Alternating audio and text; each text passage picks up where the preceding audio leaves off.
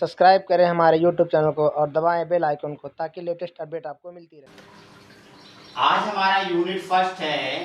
First unit का मतलब होता है पहले यूनिट जैसे एमपी बोर्ड या सीबीएसई बोर्ड में पहला चैप्टर ये बना दिया गया है। नॉन प्रॉफिट ऑर्गेनाइजेशन का मतलब होता है गैर व्यवसाय संस्थाएं। ये शब्द हमारे पास गैर व्यवसाय संस्थाओं का अर्थ क्या होता है? गैर मतलब होता है जिसका उद्देश्य लाभ कमाना ना हो, लोगों की सेवा करना हो। भारत देश में ऐसी बहुत संस्था।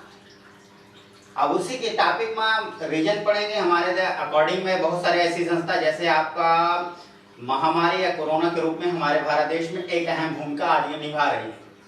अक्सर तो क्या होता है, देखो समाज से भी लोग अक्सर क्या होता है भोजन बंटवा रहे हैं, लोगों को रहने की व्यवस्था कर रहे हैं।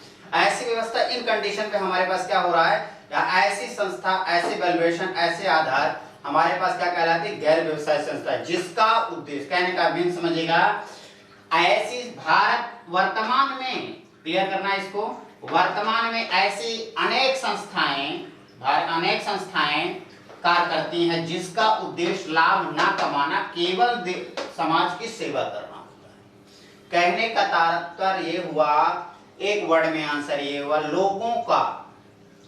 लोगों की मतलब होता है जिसका उद्देश्य लाभ कमाना ना हो, ऐसी संस्था जिसका उद्देश्य लाभ कमाना ना हो, लोगों की सेवा करना हो, ऐसी संस्था को गैर व्यवसाय संस्था कहते हैं। जैसे स्कूल, कॉलेज, अनाथाश्रम, वृद्धाश्रम आप देखते हो, ये सब क्या होते हैं?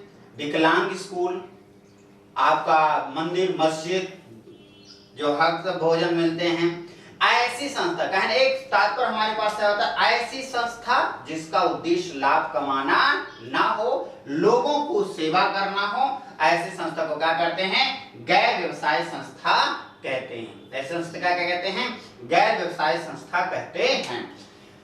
मतलब होता है, कहने का तात्पर्य, कहने का मीन्स हमारे पास समझ में आ गया आपको। अब हम बात करते हैं गैर व्यवसाय संस्था। जैसे आप फॉर एग्जांपल मंदिर में आप क्या होता है, हमेशा चढ़ावा चढ़ाते हैं।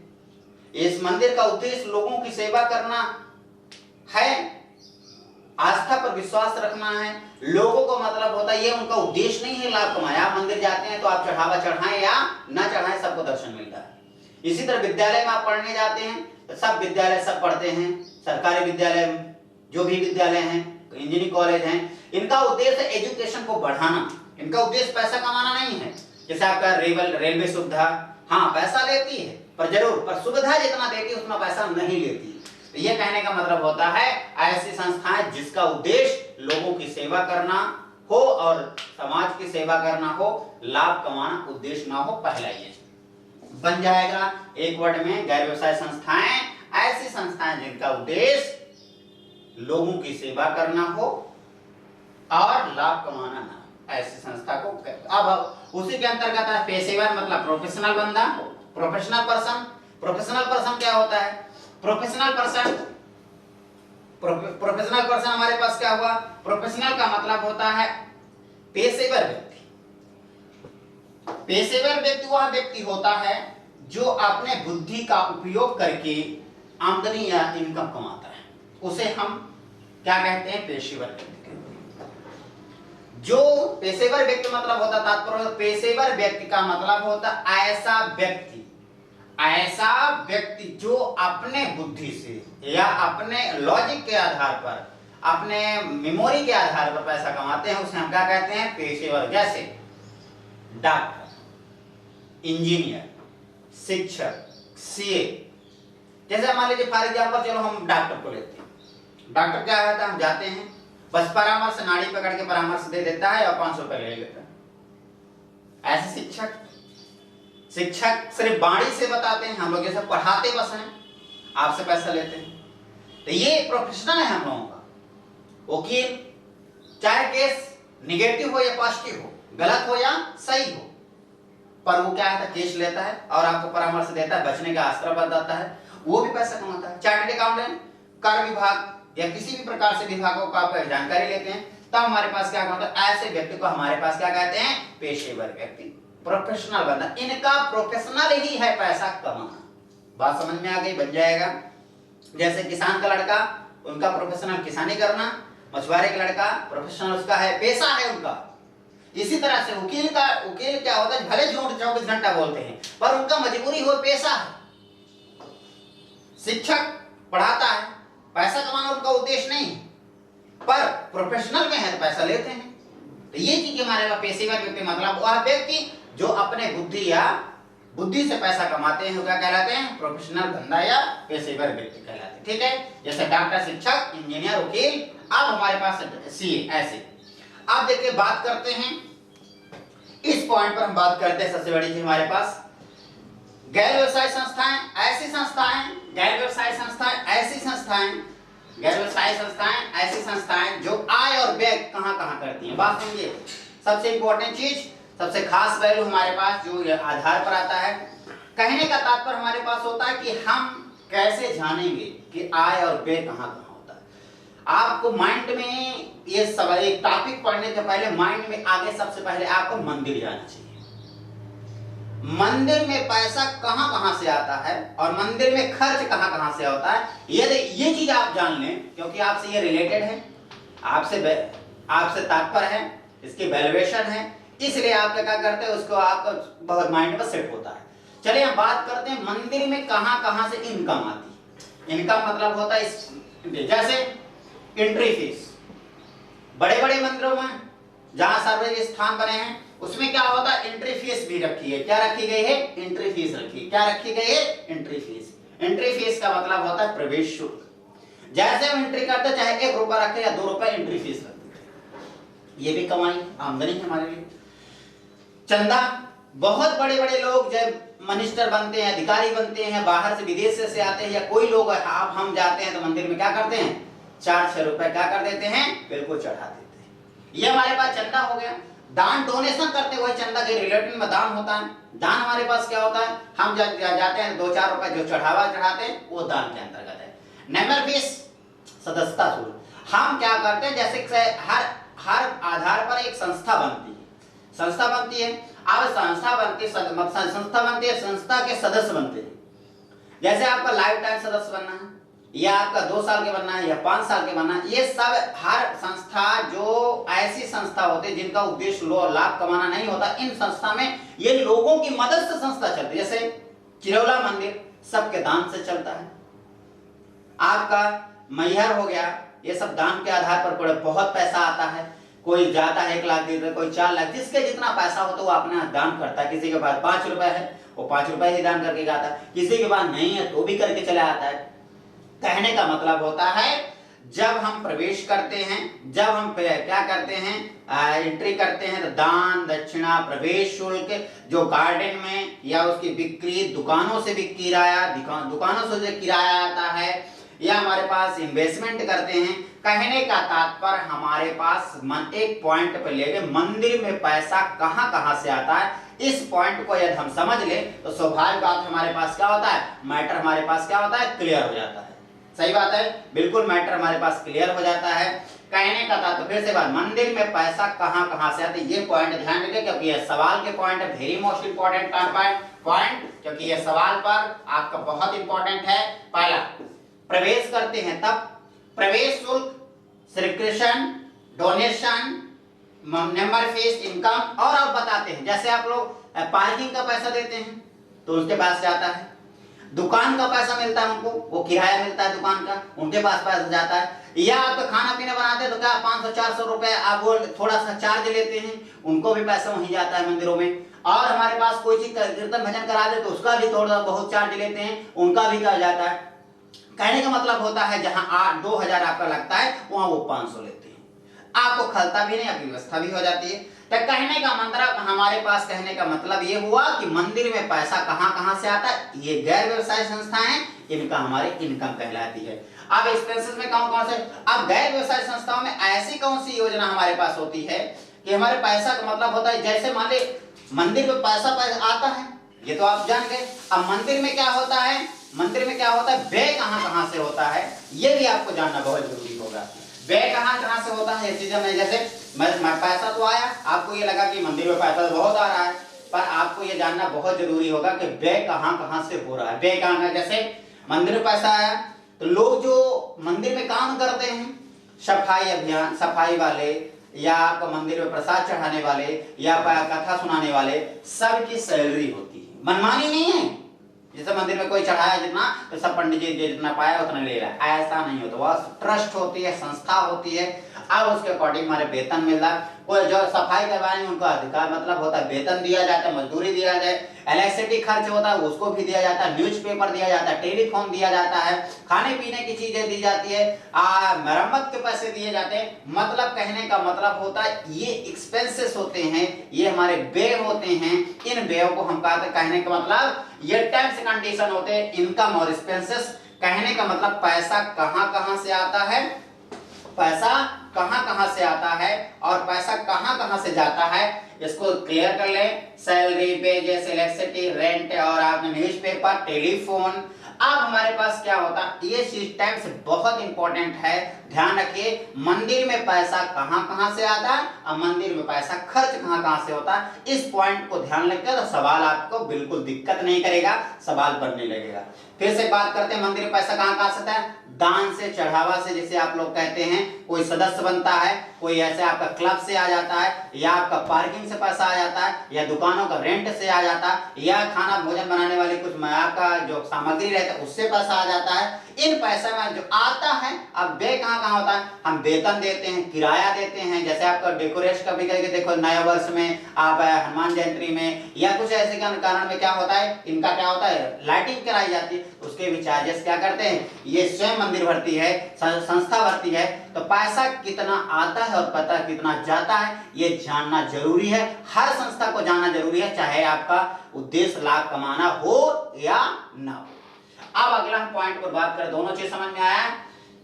गैर व्यवसाय संस्थाएं ऐसी संस्थाएं जिनका उद्देश्य लाभ कमाना नहीं, लोगों की सेवा करना, जैसे विद्यालय, कॉलेज, हॉस्पिटल, ऐसे क्या है, ये आ गया। पेशेवर व्यक्ति, दूसरा पॉइंट हमने पढ़ा, पेशेवर व्यक्ति वे व्यक्ति होते हैं जिनका उद्देश्य अपने बुद्धि से पैसा कमाना होता है, लोगों की सेवा करना नहीं होता। अब हमारे पास दोनों आय और इनकम चर्चा ही कर चुके। अब हम बात करते हैं, में 3 पॉइंट हमारे पास सामने आता है, हम डिस्कशन करते हैं 3 पॉइंट। गैर व्यवसाय संस्थाओं में 3 खाते तैयार किए जाते हैं। कितने खाते, 3 खाते तैयार किए जाते हैं। गैर व्यवसाय संस्थाओं में कितने खाते तैयार किए, 3 खाते तैयार किए जाते हैं। प्राप्त भुगतान खाता और आय व्यय खाता और स्थित विवरण का मतलब होता है balance sheet, receive and payment account, receive और पेमेंट अकाउंट और इनकम एक्सपेंसेस अकाउंट और बैलेंस शीट, ये सब चीज हम पढ़ेंगे। पहला पॉइंट हम पढ़ने वाले हैं आज, प्राप्त एवं भुगतान खाता। प्राप्त का मतलब होता है, अभी हम चर्चा कर ही रहे थे आय, इनकम, एक्सपेंसेस में, वही पूरा A to Z चीजें है, बिल्कुल माइंड में, इसीलिए बार बार डिस्कशन कर रहे थे उस पे। अब हम बात करते हैं प्राप्त भुगतान खाता कहते किसे, नॉर्मल लैंग्वेज में कहें, नॉर्मल भाषा में कहें, प्राप्त भुगतान खाता वह खाता होता है जहां आपको प्राप्त एवं भुगतान से संबंधित होता है। प्राप्त भुगतान, प्राप्त का मतलब कहाँ होता है, जैसे दान प्राप्त हुआ, डोनेशन प्राप्त हुआ, आपका चंदा प्राप्त हुआ, सदस्यता शुल्क प्राप्त हुई, एंट्री फीस प्राप्त हुई, पार्किंग फीस प्राप्त हुई, रेंट प्राप्त हुआ, आपका बड़े बड़े पार्किंग कंडीशन प्राप्त हुआ, ऐसे को हम क्या कहते हैं, ये हमारी प्राप्तियां हैं। इनको हम डेबिट पक्ष में कहना है, जिसे रिसीव कहते हैं। अब पेमेंट मतलब होता है, पेमेंट का मतलब ऐसी कंडीशन जिसे हम भुगतान करते, कैसे, हम किराया देते थे, हम सैलरी देते थे, हम वेजेस देते थे, हम क्या होता है टेंट चार्ज देते थे, न्यूज़पेपर चार्ज देते थे, टेलीफोन चार्ज देते थे, रिपेयरिंग देते थे। मतलब जो चीज आप पे करते हो, जो चीज आपको वहां लगता है, यूज लगता है, सफाई कर्मचारी आपका, ये सारी चीजें हमारे पास क्या होते हैं, ये पे के अंतर्गत है, इन्हें हम डेबिट करते हैं, वो क्रेडिट करते हैं। रिसीव मतलब होता है जो जो इनकम होगी, रिसीव मतलब आय से, और पेमेंट का मतलब भुगतान से या बिल से, ठीक है। अब यहाँ देखिए, अब हमारे पास फॉर्मेट बना है। फॉर्मेट बहुत सारी चीजें आती है, पर हम 10-12 चीजें आपको लिखे हैं और अब बताते जाएंगे, आप समझते जाइएगा। पहला पॉइंट बात है रिसीव। रिसीव मतलब क्या होता है, रिसीव में पहला लिखा है टू बैलेंस बीडी। ये बीडी क्या होता है, बीडी का मतलब पिछले साल का जो पैसा इस साल ट्रांसफर होगा, पिछले साल का कोई भी पैसा, जैसे मान लीजिए 31 मार्च का पैसा 1 अप्रैल को आने है, 31 मार्च का पैसा 1 अप्रैल को ट्रांसफर हो, तो जब 31 मार्च को देखेंगे तो वो सीडी में रहता है, और जब अगले सत्र में हमारे पास पहुंचता है क्या हो जाता है, बीडी हो जाता है। जिसे कैश और बैंक कहते हैं। कैश के रूप में भी हो सकता है या बैंक में पैसा है तो बैंक के रूप में। कैश मतलब आपके पास जो कैश रखा हुआ, या बैंक के रूप में भी हो सकता है। दूसरा हमारे पास क्या होता है, to entry fees. Entry fees का मतलब समझते हैं, जो प्रवेश शुल्क होता है उससे पैसा आपका आमदनी होती है। सर्विकेशन का मतलब, रिसीव का मतलब होता है चंदा से आपका वो प्राप्त होता है। आपका चंदा होता है, इसी में डोनेशन होता है, डोनेशन भी होता है। रेंट रिसीव होता है, वह इंटरेस्ट रिसीव होता है। देखो, चाहे एंट्री फीस हो, चाहे सर्विकेशन फीस हो या रिसीव हो, आपका इंटरेस्ट रिसीव हो, डोनेशन हो, आपका सेल्स एंड फिक्स एसेट्स हो, हम किसी भी प्रॉपर्टी को फिक्स एसेट से उसको बेचकर पैसा कमाएं, वो भी इसी के अंतर्गत होता है। रेंट रिसीव हो, इसी के अंतर्गत आता है। लाइफ नंबर फीस होता है, या अदर मतलब होता है रिसीव। कहने का मतलब बहुत सारी चीज टैक्स होती हैं, जैसे पार्किंग पैसा, रेंट का, आपका रेंट, शॉप दुकान का रेंट, आपका और बहुत सारी चीजें आपके पार्किंग में पैसा बहुत है। या क्लब बनाए हैं, या लेक्चर चल रहा है, किसी का भाषण चल रहा है, या आपका कहते हैं आप लोग कथा भागवत चल रहा है, उससे भी पैसा बहुत ज्यादा होता है। लेक्चर, बड़े बड़े लेक्चर सुनने के लिए बहुत सारे लोग आते हैं, अब बहुत एंट्री फीस देते हैं, पैसे देते हैं, उससे भी पैसा बहुत कमाया जाता है। मतलब कहने का मतलब होता है धार्मिक स्थानों पर पैसा कहां कहां से आता है, आने वाला सिस्टम ये। और एक्सपेंस का मतलब, पेमेंट का मतलब होता है, या पेमेंट पर ध्यान रखिए, पेमेंट का मतलब होता है व्यय से। कैसे व्यय किया जाता है, देखिए, हम रेंट देते हैं, टैक्स देते हैं, सैलरी देते हैं, वेजेस देते हैं, फर्नीचर एक्सपेंसेस देते हैं, इन्वेस्टमेंट का पैसा देते हैं, सन्ड्री एक्सपेंसेस देते हैं, फिक्स डिपॉजिट करते हैं, पोस्टेज देते हैं, रिपेयरिंग देते हैं, बहुत सारे व्यय होते हैं। कहने का तात्पर्य होता है, जैसे आप रेंट दे रहे हैं, टैक्स दे रहे हैं, सैलरी दे रहे हैं, सफाई करना चाहिए, न्यूज़पेपर का दे रहे हैं, टेलीफोन का दे रहे हैं, आपका डेकोरेशन का पैसा दे रहे हैं, या फिर आप कोई भी फंक्शन होता है तो उसके क्लीनर का अलग पैसा दे रहे हैं, मतलब होता है, या मटेरियल का पैसा दे रहे हैं, या आपका फ्री में खाना बट रहा है, भोजन बट रहा है, उसका भी पैसा आप दे रहे हैं। तक कहने का तात्पर्य, कहने का मीन्स ये हुआ, रिसीव मतलब होता है, रिसीव का मतलब हमें 2 पॉइंट मिला। रिसीव का मतलब पूरे आपके आय से, और पेमेंट का मतलब पूरे भुगतान से। इसमें एक पॉइंट याद रखना, रिसीव और पेमेंट अकाउंट जो होता है, वास्तव में एक छोटी सी लॉजिक के आधार पर बात की जाए तो शुद्ध लिया जाए मंदिर में पैसा, माइंड में सेट करना, मंदिर में पैसा कहां कहां से आता है, और मंदिर में पैसा व्यय कहां कहां पॉइंट पर होता है। ये दोनों चीज आपको क्लियर करके लगभग सवाल क्लियर हो जाता है। ये चीज ध्यान रखिए, बिल्कुल सवाल बहुत इंपॉर्टेंट होता है। अब हम बात करके, हमने रिसीव एंड पेमेंट अकाउंट पढ़ लिया, और एक हम कैश अकाउंट पढ़े थे 11th में। कैश अकाउंट का मतलब होता है ऐसी चीजें, इन दोनों में, रिसीव एंड पेमेंट में और कैश अकाउंट में, दोनों में डिफरेंट क्या होता है, इसके बारे में हम चर्चा करेंगे। और हमारे पास, चलिए हम फोकस करते हैं अगला पॉइंट पर, रोकड़ खाता और प्राप्त भुगतान खाता। रोकड़ खाता और प्राप्त भुगतान खाता। रोकड़ खाता, आप रोकड़ खाता और भुगतान खाता, हमारे पास अंतर क्या होता है, देखिए दोनों चीज। हमारे पास पहला रोकड़ खाता क्या होता है, हम बात करेंगे रोकड़ खाता। दूसरा बात करेंगे प्राप्त भुगतान खाता, ठीक है। रोकड़ खाता और प्राप्त भुगतान खाता में अंतर क्या होता है। पहला हम बात करते हैं रोकड़ खाता कहते किसे, प्राप्त भुगतान खाता तो हम समझ गए। रोकड़ खाता का मतलब होता है जो पैसे का लेन देन जिसमें पर डे, जैसे हमने माल बेचा, हमने लिया, ये व्यवसायिक दृष्टिकोण पर बात करता है। जबकि प्राप्त भुगतान क्या करता है, ये हमारे पास मतलब नॉन प्रॉफिट ऑर्गेनाइजेशन पर बात करता है, गैर व्यवसाय संस्थाओं पर बात कर रहे हैं, जिसे अलाभकारी संस्थाएं भी कहते हैं, ध्यान रखिएगा आप लोग। ये चीज हमारे पास पॉइंट ऑफ व्यू हमारे पास आ रहा है। हमारे पास दूसरी चीज, हमारे पास अंतर का आधार में सबसे पहला बात करें, रोकड़ खाता समझ में आया, ऐसी संस्था मतलब होता है जिसमें केवल नगद का लेखा किया जाता है, उधार का लेखा नहीं, रोकड़ खाता कहलाता है। प्राप्त भुगतान खाता चाहे उधार पैसा मिले, चाहे बाद में मिले, चाहे 4 दिन बाद मिले, चाहे कैसे मिले, उनमें सब कुछ मिलने से मतलब है वहां कम मिल रहा है ये माने नहीं रखता, उधार मिल रहा है या नगद मिल रहा है या कम मिल रहा है, इसमें हमारे पास माने नहीं रखता है। अब पहला हम बात करते हैं पॉइंट पर, पहला लेखा करना। इसमें रोकड़ खाता में प्रतिदिन लेखा किया जाए, डेली बाय डेली। पहले बन जाएगा अंतर, कब किया जाता है, पर डे, क्योंकि पैसा का लेन देन पर डे होता है, इसलिए पर डे किया जाता है। जबकि प्राप्त भुगतान खाता वर्ष में एक बार। ध्यान रखें, ये इंपॉर्टेंट है, बहुत इंपॉर्टेंट अंतर है। अंतर अक्सर पूछे जाते हैं या अंतर से एग्जैक्टिव भी बहुत बनते हैं, ये चीज माइंड में सेट रहे। हमारे पास मतलब रोकड़ खाता प्रतिदिन लेखा होता है, इसमें वर्ष में एक बार बन जाएगा। पहला क्या रिकॉर्ड होता है। दूसरा हमारे पास दिनांक, डेट, इसे तिथवार, डेट बाय डेट, आज 1 तारीख है, 2 तारीख है, 3 तारीख है, 4 है, डेट बाय डेट पर यह तिथवार नहीं लिखा जाता। इसे कभी भी महीने में, हफ्ते में कभी भी बनाया जा सकता है। क्या होता है, महीने हफ्ते में कभी भी बनाया जा सकता है। इसका शीर्षक में क्या होता है, इसमें संस्था, देखो कैश अकाउंट जो बनता है, कैश अकाउंट आपको बनता है, उसमें किसी भी संस्था का नाम या दिनांक नहीं लिखा जाता। जबकि प्राप्त भुगतान खाता, जैसे मान लीजिए मंदिर, किस मंदिर का ट्रस्ट है, किस स्कूल का ट्रस्ट है, किस अनाथ है आश्रय का ट्रस्ट है, इसमें नाम और दिनांक दोनों चीज लिखना जरूरी है। नाम लिखा जाएगा और दिनांक भी उल्लेख होगा।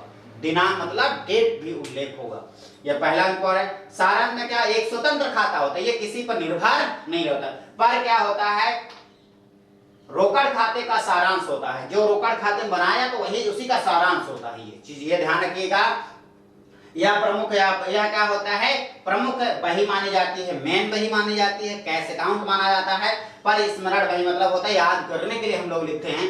इसका कोई उद्देश्य नहीं है, जरूरत नहीं होती बनाना, पर हम लोग बनाते हैं। तो फिर से एक बार ध्यान रखिए। और रोकड़ खाता में और चीज ध्यान रखिएगा, रोकड़ खाता जो होता है व्यवसाय, देखो गैर व्यवसाय संस्थाएं और व्यवसाय संस्था दोनों, व्यापार करने वाली और लाभ न कमाने वाली दोनों संस्था बनाती हैं। पर इसमें क्या होता है, केवल ये गैर व्यवसाय संस्था और पेशेवर, गैर व्यवसाय संस्थाएं और पेशेवर व्यक्ति, प्रोफेशनल बंदा जो पढ़ रहे थे वही लोग बनाते हैं, अदर पॉइंट हमारे पास नहीं बनाते।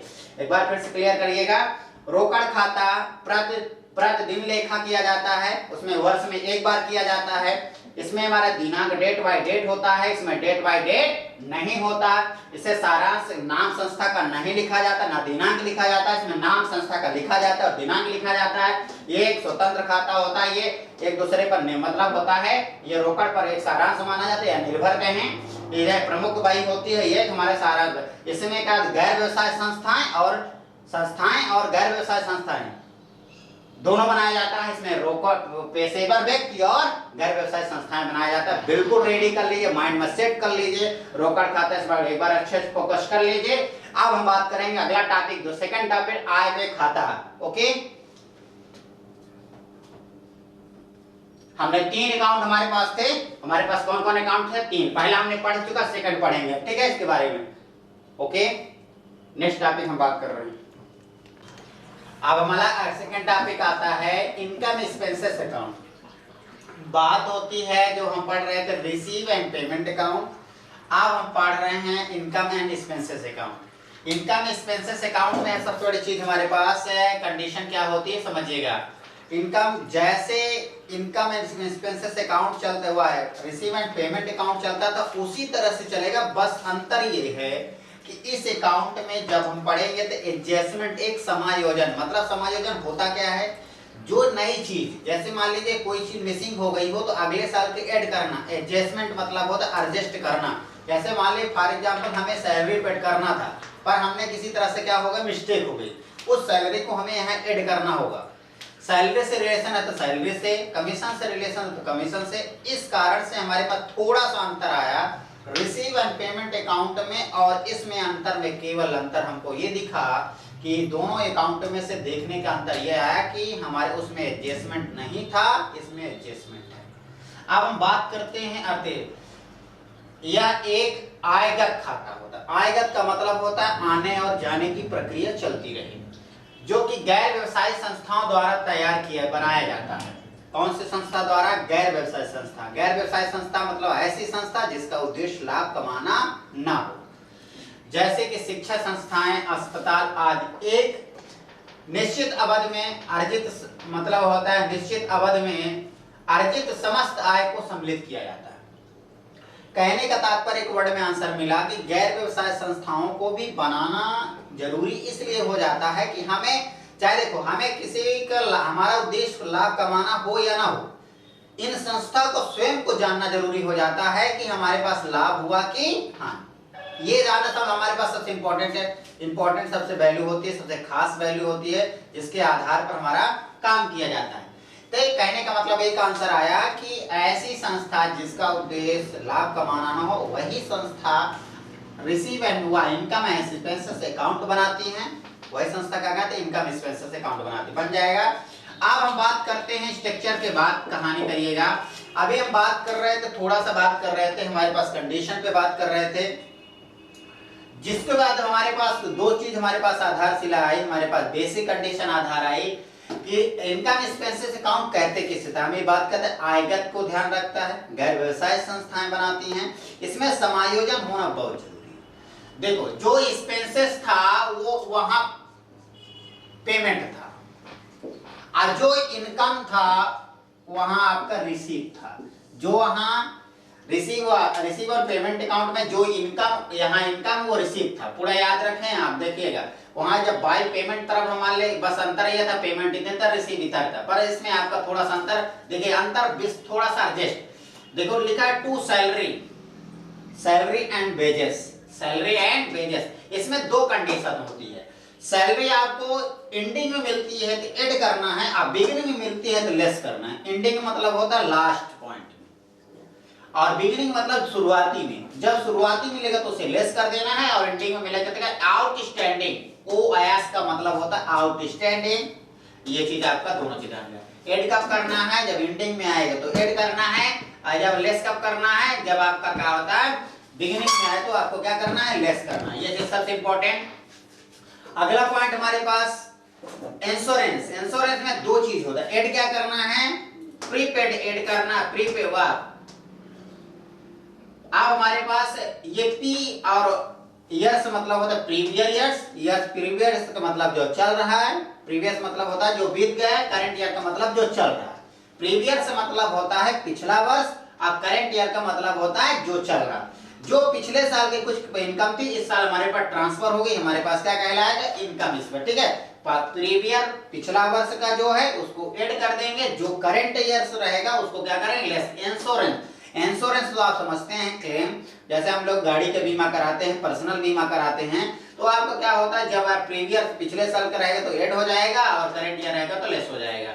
अब आप उसी तरह से याद कर लो, जो आप रिसीव एंड पेमेंट अकाउंट में पूरा general expenses, repair, sundry expenses, postage, electricity, depreciation. Depreciation क्या होता है, डिप्रिसिएशन चाहे मशीनरी हो, चाहे फर्नीचर, चाहे बिल्डिंग हो, ये फिक्स एसेट्स वैल्यू डिक्रीज, जो फिक्स एसेट्स की वैल्यू डिक्रीज होती है वो डिप्रिसिएशन अकॉर्डिंग माना जाता है। डिप्रिसिएशन सब पर लगता है, कोई भी प्रॉपर्टी हो, आपका ध्यान रखना डिप्रिसिएशन ओनली फिक्स एसेट्स पर लगेगी, जैसे आपका टेबल हो गया, कुर्सी हो गया, फैन हो गया, कूलर हो गया, घर का हो गया, ये जो फिक्स बिल्डिंग होती है इन पर आपका डिप्रिसिएशन लगता है। उसको क्या करेंगे, सबसे डिप्रिसिएशन इकट्ठा करके निकाल करेंगे, अमाउंट नहीं लिखेंगे, जैसे आपकी बिल्डिंग का 40,000 तो अमाउंट नहीं लिखेंगे, सिर्फ उसका क्या होता है जो 10% आएगा, तो अमाउंट 50,000 का 10% मतलब 500 रुपया, आपका 5,000 रुपए आपके ये अमाउंट यहाँ शो करेंगे। इधर करने का सरप्लस कहलाएगा, कौन सी कमी आएगी, एक्सपेंसेस की कमी इधर आएगी तो सरप्लस होगा। सरप्लस का मतलब होता है अधिक, जो कम हो या अधिक उसको बताने के लिए होता है। एक्सपेंसेस बन जाएगा, एक्सपेंसेस का मतलब व्यय से होता है, बस इसमें दो चीज ध्यान रखना, आउटस्टैंडिंग, एंडिंग होगा तो ऐड होगा, और बिगिनिंग होगा तो लेस होगा। इंश्योरेंस में प्रीवियस ईयर्स ऐड होगा, और करंट ईयर लेस होगा, और जर्नल एक्सपेंस रिपेयरिंग जो जैसे बताया था, आपका रेंट है, डिप्रिसिएशन, आपका पोस्टेज, इलेक्ट्रिसिटी, और आपका जो भी एक्सपेंसेस होता है जो वहां पेमेंट में था यही रिसीव मतलब एक्सपेंसेस में आ गया, और जो आपका रिसीव में था वही इनकम में। इनकम में कोई डिफरेंट नहीं, बिल्कुल नॉर्मल तरीके से, एक आध दो पॉइंट डिफरेंट होते हैं। सर्किशन मतलब देखो आपका दान हो गया, डोनेशन हो गया, एंट्री फीस हो गया, लाइफ मेंबर फीस हो गया, रेंट रिसीव हो गया, सन्डे एक्सपेंसेस हो, आपका सन्डे रिसीव हो गया, आपका इंटरेस्ट ऑन इन्वेस्टमेंट होगा, इंटरेस्ट ऑन इन्वेस्टमेंट हमने पैसा लगाया, उससे पैसे से हमें ब्याज मिलता है, वो हमारी इनकम कहलाती है। उसमें एकार्ड इनकम होती है। एकार्ड मतलब होता है, देखो एकार्ड और अनएकार्ड दो वर्ड होते हैं, जैसे आउटस्टैंडिंग प्रीपेड होते हैं, तो एकार्ड का मतलब होता है इनकम प्राप्ति से होता है, ठीक है। और डिपेंड मतलब होता है जब आपका इनकम में कमी होगी, इनकम में कमी होगी तब डिफरेंट मतलब आपका डिफरेंट के अकॉर्डिंग आपका ये हो जाए, बन जाएगा। एक वर्ड में कहा जाए, एक शब्द में कहा जाए, दोनों टॉपिक पढ़ने के बाद रिसीव और पेमेंट अकाउंट हम पढ़ चुके, इनकम एक्सपेंसेस, दोनों में अंतर क्या मिला? अंतर ये मिला कि उसमें एडजस्टमेंट नहीं था, इसमें एडजस्टमेंट आया। लगभग सेम कंडीशन, जहां यहाँ आपका इनकम लिखा जाता था, रिसीव लिखा जाता था, बस उसमें अंतर यह हो गया कि इनकम आपका क्रेडिट हो गया, वो डेबिट होगा, बस अंतर इतना है। दो अंतर आपके सामने आए। अब हम इनकम और एक्सपेंसेस पढ़ चुके और रिसीव एंड पेमेंट दोनों अकाउंट पढ़ चुके। अब हम दोनों में डिफरेंट क्या होते हैं, बहुत इंपॉर्टेंट डिफरेंट है। ये फॉर्मेट बनना बहुत जरूरी है। यदि आपको सवाल पढ़ना है, सवाल करना है, तो ये फॉर्मेट बहुत ही मोस्ट इंपॉर्टेंट है। यदि आपको सवाल को किसी भी हालत में आप बनाएंगे तो इसी के अकॉर्डिंग बनाएंगे। ये बहुत इंपॉर्टेंट है, खासकर क्वेश्चन रिलेटेड और आपका थ्योरिकल भी रिलेटेड बहुत इंपॉर्टेंट है। अब हम बात करेंगे अगला पॉइंट पर, हमारे पास रिसीव एंड पेमेंट अकाउंट हमारे स्ट्रक्चर पे दिया हुआ है। रिसीव एंड पेमेंट और इनकम एक्सपेंसेस दोनों में डिफरेंट क्या है? दोनों में सबसे इंपॉर्टेंट चीज हमारे पास क्लियर वर्ड में हमारे पास बात करते हैं। आगे हम दोनों को थोड़ा थोड़ा याद कर ले। रिसीव और पेमेंट और इनकम एक्सपेंसेस, पहली बात तो डेबिट और क्रेडिट का डिफरेंट हुआ, दूसरा चीज एडजस्टमेंट का डिफरेंट हुआ, तीसरा चीज गैर व्यवसाय हमारा नॉन प्रॉफिट ऑर्गेनाइजेशन हुआ का कोई भी ऑर्गेनाइजेशन हो पर यह मतलब नॉन प्रॉफिट ऑर्गेनाइजेशन पर बनाया जाता है। इसके अलग अलग उद्देश्य होते हैं। इसके देखो, रिसीव एंड पेमेंट बनाने के बाद बैलेंस शीट नहीं बनाई जाती, पर इनकम एक्सपेंसेस अकाउंट के बैलेंस शीट बनाई जाती। वही पॉइंट जो हम अभी डिस्कशन कर रहे थे। और एक चीज ध्यान रखना, कभी भी एक्सपेंसेस और इनकम की बात करता है तो आपका कौन सा अकाउंट नॉमिनल अकाउंट होता है, रियल अकाउंट होता है। अब हम बात करते हैं, दोनों के अंतर आपको दिए हुए हैं। पहला हम उद्देश्य पर बात करते हैं, क्या उद्देश्य होता है, किसको बनाने का कोई चीज देखते, जैसे फॉर एग्जांपल हमारा कुछ टारगेट है, हमारा कुछ उद्देश्य होता है, जैसे उसको बनाने के उन दोनों के अकाउंट बनाने के क्या उद्देश्य होते हैं, ये कि हमारे पहला टिप। इसका उद्देश्य बनाना रोकड़ को शेष ज्ञात करना, जो बैलेंस होता है उसको शेष, बैलेंस मतलब होता है जैसे कैश बैलेंस, बैलेंस जो होता है उसको शेष कहते हैं। बैलेंस जो हमारे पास होता है उसको ज्ञात करना, किसको ज्ञात करना, कैश बैलेंस, किसको, कैश बैलेंस कितना है ये ज्ञात करने के लिए क्या बनाया जाता है, रिसीव एंड पेमेंट अकाउंट। ये क्या बनाया जाता है, इसमें कौन सी कमी है, एक्सपेंसेस में कितना कमी है, इनके देखो कमी या अधिक मतलब होता है इनकम में कितनी कमी, एक्सपेंसेस में कितना कमी है, ये आपका इनकम एक्सपेंसेस अकाउंट बन जाएगा। पहला पॉइंट, इसका उद्देश्य कैश को जानना, इसका इनकम एक्सपेंसेस में कमी या वृद्धि से होता है। अकाउंट में क्या होता है, वास्तविक रियल अकाउंट होता है। रियल अकाउंट का मतलब जो प्रॉपर्टी संपत्ति पर बात करता है वो रियल अकाउंट से रिलेटेड होता है। और नॉमिनल अकाउंट मतलब होता है नाम मात्र खाता, इससे रिलेटेड होता है। अब दूसरा चीज एडजस्टमेंट जो बात कर रहे हैं, ध्यान रखना, वेरी मोस्ट इंपॉर्टेंट, बहुत इंपॉर्टेंट, और ये भी बहुत इंपॉर्टेंट। एडजस्टमेंट मतलब समायोजन होता है। इनमें समायोजन का उल्लेख नहीं किया जाता, बात ही कर रहे थे जब ये टॉपिक आपका डिफरेंट बता रहे हैं तो समझवा आपका एडजस्टमेंट बता रहे हैं, इसमें एडजस्टमेंट नहीं लिखा जाता रिसीव एंड पेमेंट अकाउंट में, इसमें एडजस्टमेंट ही उल्लेख किया जाता है। बात समझ में आई, इसमें एडजस्टमेंट नहीं लिखा जाता, इसमें एडजस्टमेंट लिखा जाता है। Balance sheet, receive and payment account बनाने के बाद बैलेंस शीट नहीं बनाई जाती, पर रिसीव इनकम एक्सपेंसेस अकाउंट के साथ बैलेंस शीट बनाई जाती है। आर्थिक चिट्ठा का मतलब होता है बैलेंस शीट, ठीक है, बैलेंस शीट बनाई जाती है। इसमें क्या होता है, इसको बनाने के लिए पेशेवर व्यक्ति क्या होता है, हमने सबसे स्टार्टिंग में बात किया, पेशेवर व्यक्ति का मतलब होता है प्रोफेशनल पर्सन, कैसे जो डॉक्टर, इंजीनियर, शिक्षक, वकील, ऐसे लोग ये रिसीव एंड पेमेंट का कितना पाए और कितना व्यक्त, ये उनका जानकारी रहता है। किसी को हिसाब देना हो या ना देना, पर वो जानना जरूरी उनके लिए होता है। ये प्रोफेशनल पर्सन बनाते हैं व्यक्तिगत। अब ये नॉन प्रॉफिट ऑर्गेनाइजेशन जिसका उद्देश्य लाभ कमाना नहीं हो, तो वो संस्थान इसको तैयार करते हैं। बहुत डिफरेंट, छोटे वर्ड में बहुत इंपॉर्टेंट। इसका उद्देश्य रोकड़ इजाद करना, उसका उद्देश्य अधिक लाभ या कमी। इसका इसमें आपका वास्तविक खाता, रियल अकाउंट, इसमें नॉमिनल खाता। इसका समायोजन नहीं लिखा जाता, इसमें समायोजन लिखा जाता है। इसके बैलेंस शीट नहीं बनाई जाती, मतलब इसके बैलेंस शीट बनाई जाती है, इसके बाद तुरंत बैलेंस शीट बनाई जाती है। इसके पैसे बहुत छोटा सा नॉर्मल बात। अब हमारा लास्ट टॉपिक आता है बैलेंस शीट। थर्ड पॉइंट हमारे पास आता है बैलेंस शीट। सबसे पहले हम बात करते हैं बैलेंस शीट हमारे पास क्या होता है। बैलेंस शीट हम कहते किसे, दुनिया में इनकम और एक्सपेंसेस हमारी प्रॉपर्टी या जो हमारी रिस्पॉन्सिबिलिटी, जिसे लेफ्टेज कहते हैं, जिसे दायित्व कहते हैं, ये लैक्टेज रिस्पॉन्सिबिलिटी वर्ड रिलेटेड है। रिस्पॉन्सिबिलिटी का मतलब क्या होता है, हमने पैसा लगाया तो हमारा फर्ज होता है कि हमने पैसा, जैसे मान लीजिए कैपिटल, पहला वर्ड आता है कैपिटल। रिस्पॉन्सिबिलिटी का एक वर्ड में रिलेशन में बिल्कुल क्लियर करिए। रिस्पॉन्सिबिलिटी का मतलब होता है बिजनेस में पैसा लगाना, तो आपका क्या बेनिफिट हुआ इसकी जानकारी आपको बैलेंस शीट से ही मिलती है। आपने जैसे मान लीजिए 2 लाख का एसेट्स लगाई और 1.5 लाख आपने खर्च कर दिया, तो आपके एसेट्स की वैल्यू क्या बच रही है, ये चीज जानना आपको जरूरी होता है। ये सबसे इंपॉर्टेंट है। पहला आता है कैपिटल। कैपिटल में आपका सरप्लस मतलब एक्सपेंसेस को ऐड कर देंगे और इनकम को आपका क्या कर देंगे, लेस कर देंगे। काहे में, कैपिटल में। ये ध्यान रखिएगा, इनकम को ऐड, एक्सपेंसेस को ऐड करेंगे, इनकम को लेस करेंगे।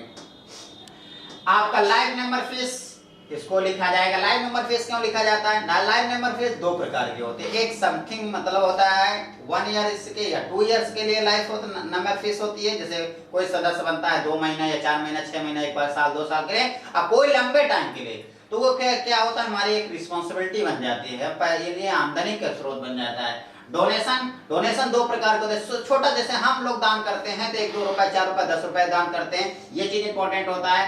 तो हमारे पास बैंक ओवरड्राफ्ट। बैंक ओवरड्राफ्ट का मतलब होता है बैंक अधिविकास। ये क्या होता है, बैंक ओवरड्राफ्ट का मतलब होता है, कहने का मतलब बैंक में आपने पैसा 1 लाख रखा है, अब आपको जरूरत है 1.5 लाख की, तो जब बैंक में 1 लाख के स्थान पर आप 1.5 लाख निकालते हैं, वो निकालेंगे कैसे, ऐसे नहीं डकैती करना है आपको। ये करना है कि आपको ऐसे वर्ड मतलब होता है, जब आपका अच्छा संबंध रहे तो बैंक अपना विश्वास पर आपको 1-2 दिन 4 दिन के लिए क्या कर देता है, आपको पैसा दे देता है। अब वही पैसा आप जमा कर देते, आपका क्या है, दायित्व है। पैसा आपको ओवर मिला तो आपकी रिस्पॉन्सिबिलिटी बनना है, आपको देना चाहिए।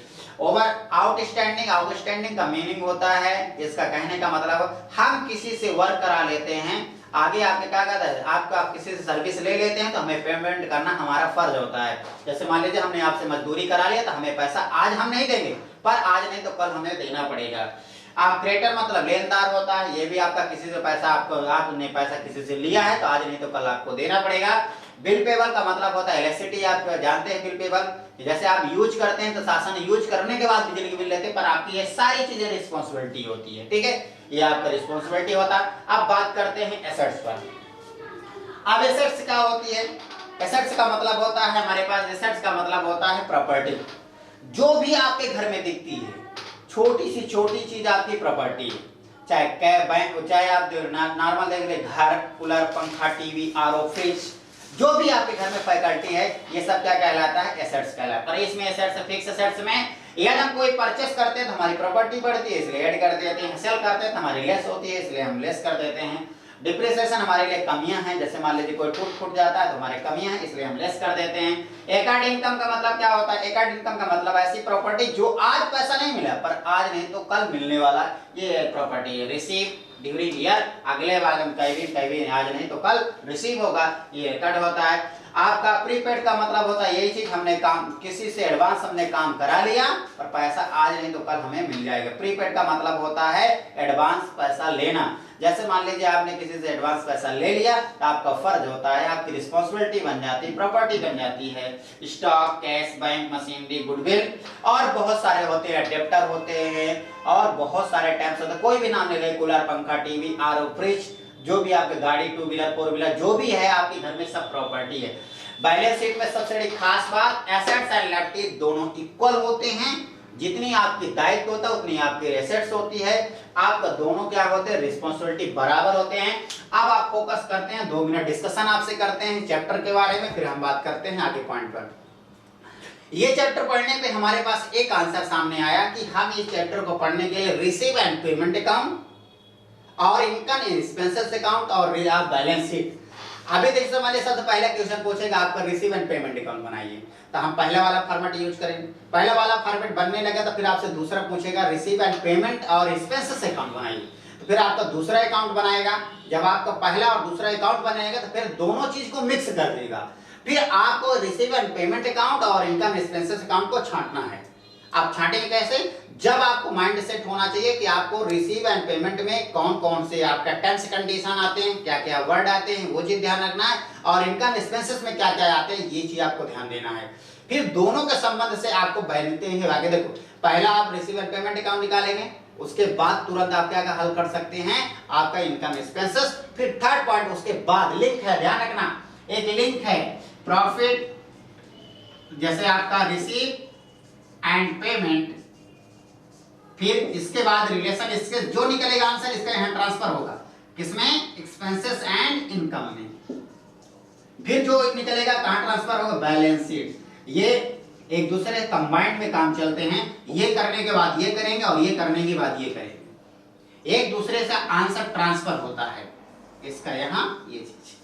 जैसे हम लोग जर्नल पढ़ते थे, लेजर पढ़ते थे, ट्रायवल्स पढ़ते, एक दूसरे पर डिपेंडेंट है। तो बिल्कुल आप केयर करिएगा, बहुत सिंपल, अंतर आपको बिल्कुल माइंड में सेट रहे, अंतर याद रहे, हमेशा याद रहे। और जो भी ये अक्सर विभाग का क्वेश्चन में बोर्ड में उठा लेता है, ये कंपटीशन अकॉर्डिंग में बहुत ज्यादा आते हैं, तो ये चलिए आप लोग इस पॉइंट को बिल्कुल स्तर पर ध्यान रखिए। अगले नेक्स्ट टॉपिक में हम पुनः मिलेंगे।